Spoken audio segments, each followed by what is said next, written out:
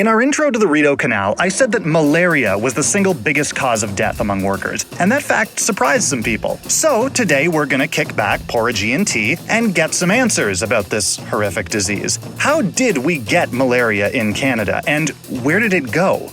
It's worth a moment to understand how unavoidably awful malaria was during the construction of the Rideau Canal. It was considered a miracle if you went a couple of years without catching it. Infection rates among workers could top 60% per year, and no surprise, they were working 14-hour days 6 days a week in the summer. A laborer at the Jones Falls Dam said he'd go to his death with a smile because he knew hell would be preferable to working on the Rideau Canal. And once you inevitably caught malaria, let John McTaggart, the Rideau Canal's clerk of works, tell you what you had to look forward to. An attack of bilious fever, dreadful vomiting, pains in the back and loins, general debility, loss of appetite. We feel so cold that nothing will warm us. The greatest heat that can be applied is perfectly unfelt. The skin gets dry, and then the shaking begins. Our very bones ache, teeth chatter, and the ribs are sore, continuing in great agony.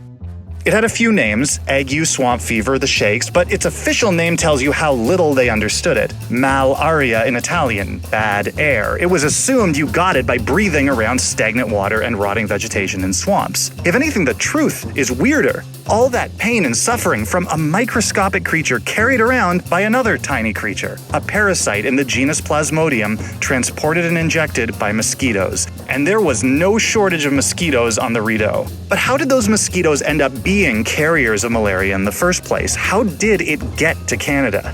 There's a clue here at Lock 32, Poonamali Lock Station. Interesting name. It happens to be an anglicization of Poovarundavali, a suburb of Chennai in India. So why is a lock station on the Rideau named after a suburb in India? In a word, topiary. The officer of the Royal Engineers who named it thought that the nearby cedar-lined roads reminded him of a former post in India. And what do they have in India? Endemic malaria. Our best guess is that British officers being rotated through the colonies picked up malaria, say in India, and brought it with them to Canada, where it found swarms of welcoming mosquitoes and made the 5 years of Rideau Canal construction utterly miserable.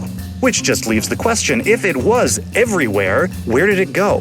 For that, we have two big things to thank. One, we terraformed. We chopped down trees and drained swamps for settlement and farming. This drastically reduced mosquito breeding grounds, and cases dropped.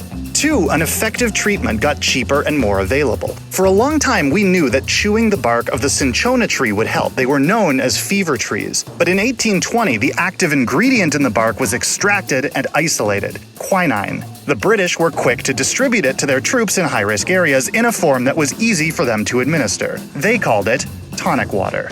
So, the next time you're enjoying a gin and tonic, maybe raise a glass to the 1,000 workers who gave their lives for this canal.